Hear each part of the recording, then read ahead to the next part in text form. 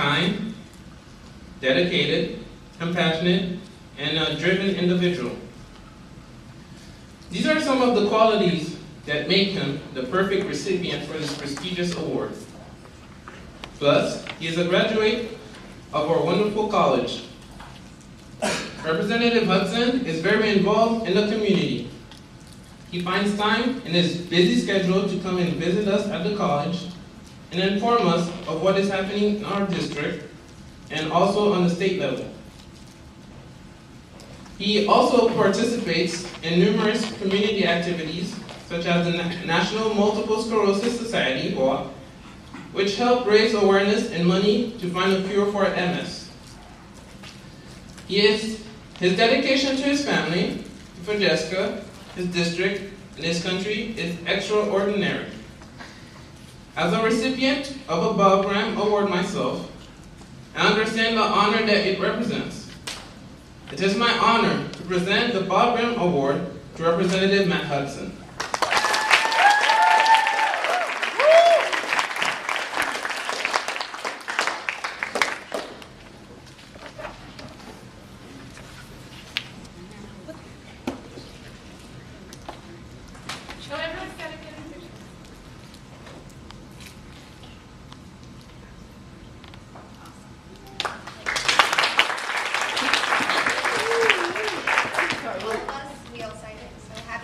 Guys, let's sing for him. Happy birthday, guys. Today's his birthday. Happy birthday to you. Happy birthday to you. Happy birthday, dear Matt. Happy birthday to you.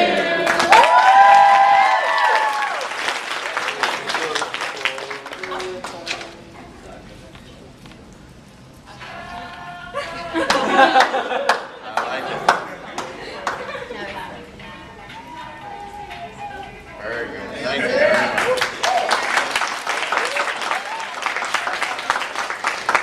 And of course, there's a cake in the back for you. Well, all righty then. There's cake. All right. Outstanding. O-U-T-S-T-A-N-D I-N-G outstanding.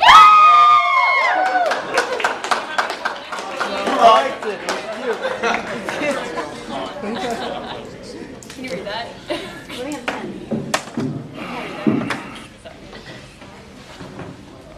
Well, I'm not much of a microphone guy, and so hopefully you can hear me without the microphone in the back. You okay?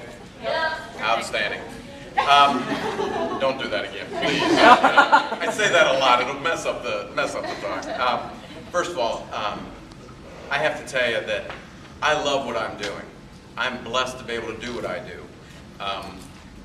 Earlier this year, when we were in Tallahassee, the group from Edison came up, and we had the opportunity to go down onto the House floor in the Florida House of Representatives, which doesn't happen very often. It's not a thing that normally occurs, but we're able to get the group down there. We took pictures, we went up on the dais, and we kind of gave them the tour. And then we walked over towards my desk, and they shared with me that I was getting this award.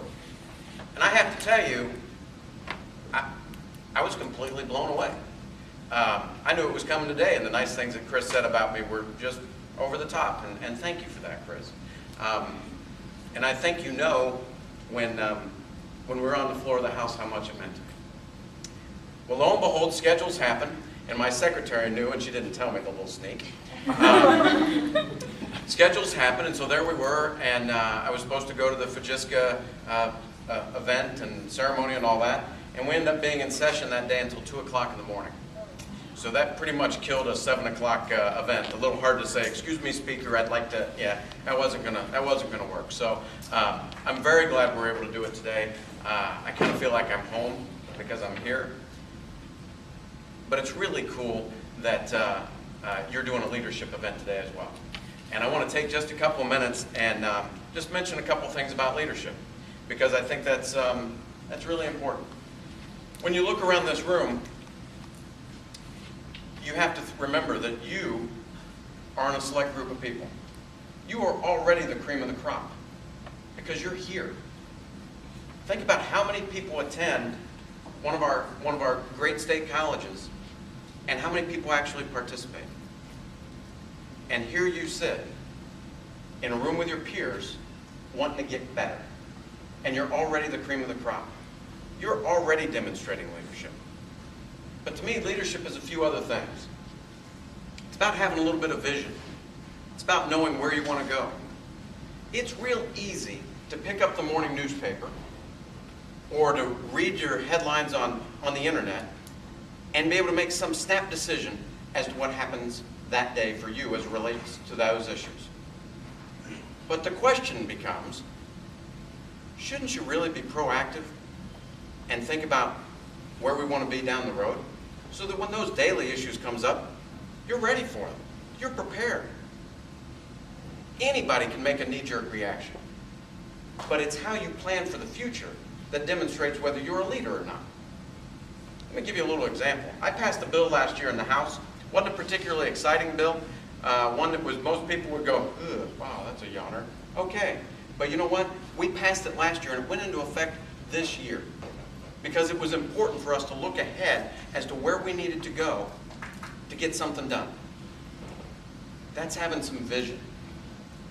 You've come to school because you want to expand your mind and you want to get a great education and you want to go on and have a great career and a family or whatever you decide to do.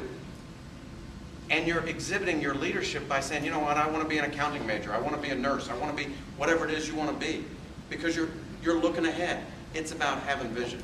To me, leadership is all about vision. Because if you don't know where you're going, how will you ever get there? And if people have entrusted you to be their leader and you don't have any vision and they're following you, the whole train stops, doesn't it? So you have to think about, where do I want to be? Now today you're going to hear a really cool presentation, which I wish I could be here for, talking about a very fine book called Who Moved My Cheese? Sounds like kind of a goofy title, but it's a very good book. I encourage you to read it if you haven't already. It's a very light read, but it is a very impactful book. Because we know that in our world, things change, things happen, right? It's how you plan for that and how you react to that that makes all the difference in the world. And you'll never plan for it and you'll never react properly if you don't have the vision to maybe see that it's coming.